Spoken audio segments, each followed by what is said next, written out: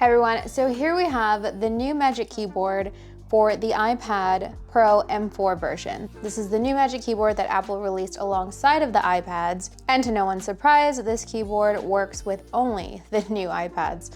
So this is actually my very first Magic Keyboard. I've had a previous iPad Pro 12.9-inch model, but I just never purchased the keyboard because they're so expensive. But this year, I thought I'd go all in, give the Magic Keyboard a try. So today we're gonna unbox it and I'm gonna go through my first impressions and see what it's all about.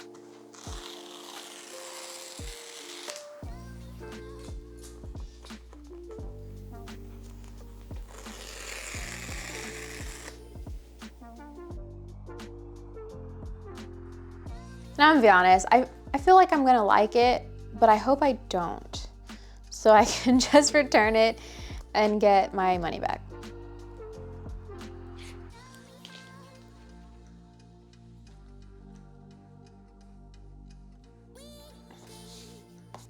The Magic Keyboard comes in white or black for both the 11-inch and the 13-inch models. Obviously I went with the black just to play it safe. I feel like maybe the white one would get dirty, I don't know. Feeling the material, I can see like maybe the white one getting a little bit more dirty. Even now, I feel like there are smudges on here. Like, where did those come from? Did I do that? I don't know, did it come dirty? I don't know, but overall, it feels nice. So this just pops open, cool. So for the keyboard, it is aluminum. So it definitely feels premium. It does, it feels nice. It feels like a MacBook. It has that premium feel, so that's definitely nice. With the new Magic Keyboard, they did add in the function rows above, which is nice. I feel like those are just basic primary keys, so I think that's definitely a plus, which is unfortunate because if you have a previous iPad, so let's say you have the M1 iPad Pro and you have the Magic Keyboard and you utilize it often, in order to get the new keyboard with the function rows, you have to basically get the brand new iPad. And most likely if you have the M1, it's working fine. There's like no need for you to upgrade. So that's just unfortunate. I don't know why it wouldn't be able to work. That's just Apple doing Apple things, I guess. I don't know. I don't know their justification for that, other than revenue. The hinge feels pretty sturdy.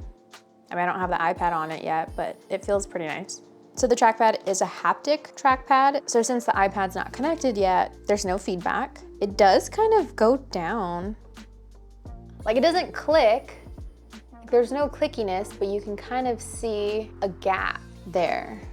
I mean, I guess that's just inevitable, I don't know, but just I'm pointing that out. I'm not saying it's a bad thing per se, I'm not sure, but it is an observation. Okay, so let's attach the iPad. Oh, pinched my finger. I'll put the Apple Pencil above. Voila, okay, cool. So let's close it. Can I open it one-handed? Or maybe not one-handed, but. So that hinge feels nice and sturdy. I feel it like really snap into place, which is nice, right? You want something premium. If you're gonna pay a premium price, you want something premium. Now, I mean, for the most part, let's be fair. Apple does come out with a lot of premium devices, so not a surprise. But when we close it, this is what we're looking at. So again, I have the silver 11-inch iPad Pro M4 with the black Magic Keyboard. What do y'all think of this combo? Do you think it looks nice? Should I have gotten the white one instead? Meaning the white keyboard. I feel like the black on black iPad would look really nice too. What are your color preferences when it comes to keyboard, iPad, little combo? Let me know. And then we have here the USB-C connector, so you can charge the iPad when you're using pass-through.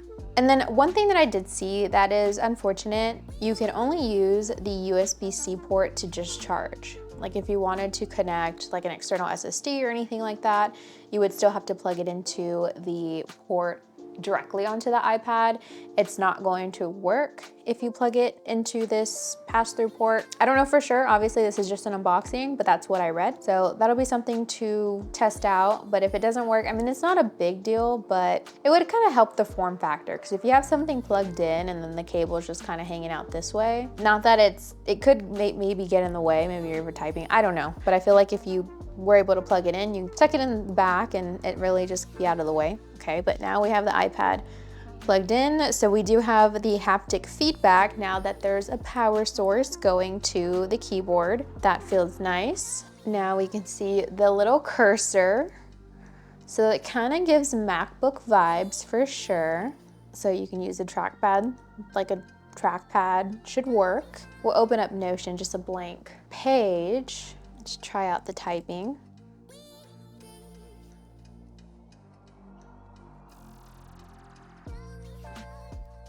Okay, the keys feel nice. The key travel is nice.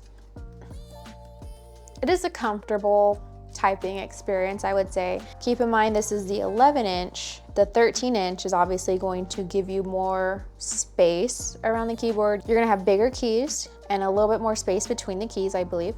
But for sure, you're gonna have bigger keys and then obviously just bigger trackpad, bigger palm rest area. While this doesn't feel uncomfortable to me personally, I feel like I'm a smaller person, but it may feel kind of crammed and you might want the bigger space of a 13-inch. I could see that being an issue. But aside from the size, the key travel is nice. But I mean, for an 11-inch, a lot of people are getting it for the form factor, so obviously it's going to be smaller. And if you can make do with it, then yeah, I think this is a great option. Size aside, and I know a lot of people are coming out saying like, hey, I used my iPad for a week, it's replaced my MacBooks, this and that. Would it replace my MacBook Flow completely? Probably not. You know, it depends on your work case, right? Like everyone's using their computers for different things. But like in one example, if you're a student and you're just going to class and you want to just take notes on your lecture, yeah, taking this iPad and with the Magic Keyboard, I can see this being very fully functional. iPad's really light. You might not even just need a backpack. Just carry this. Just throw it in a purse or a small bag. Boom.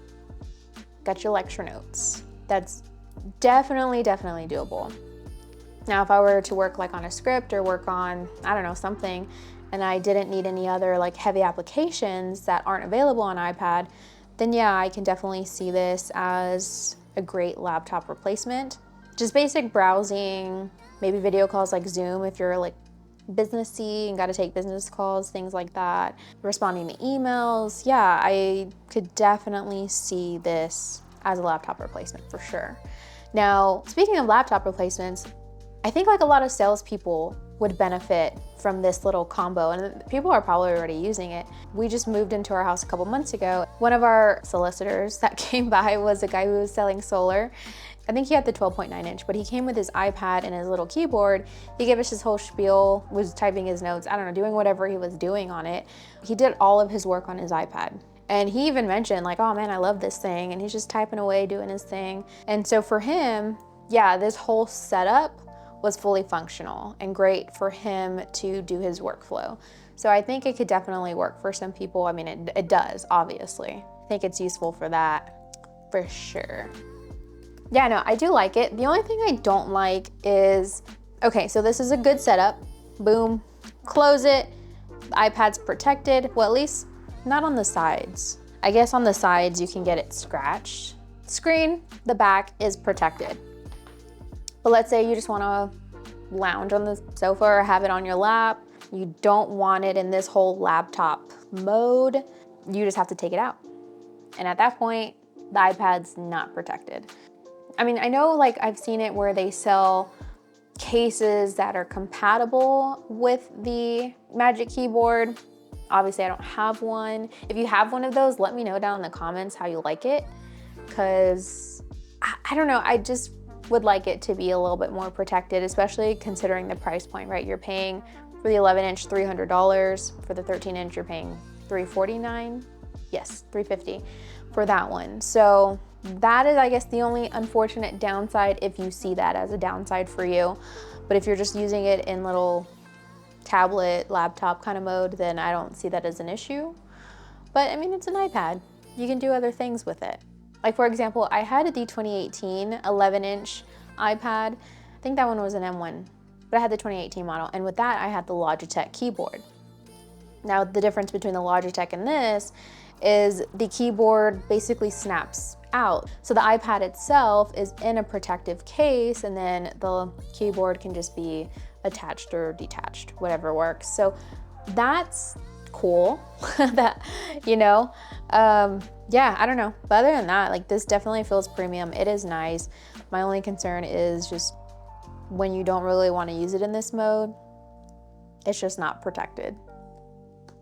So let me know in the comments if you have a Magic Keyboard, and what are you doing if you're just wanting to use it as an iPad, you know? Like, you don't want it in this setup. Do you have a separate case for it? Are you just using it without a case? Like, what are you doing? How is that little workflow? I have a case that I got on Amazon that's just like a little, kind of like a folio case, but an Amazon version. I don't know if I would maybe like detach this and maybe put that case on. I mean, that's a minor detail.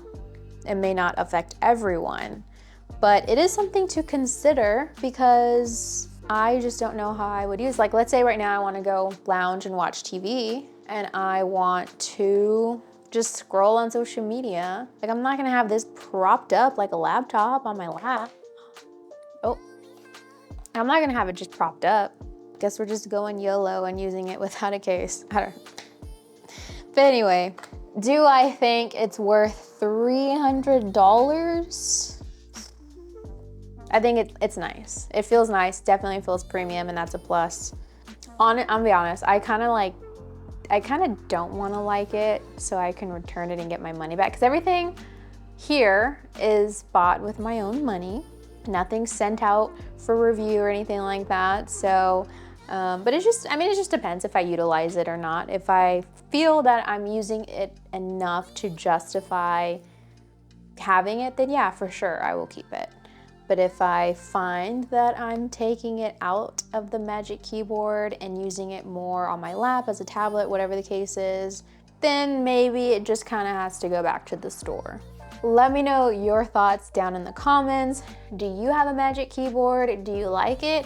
Or maybe you purchased one in the past and maybe you feel like it's collecting dust.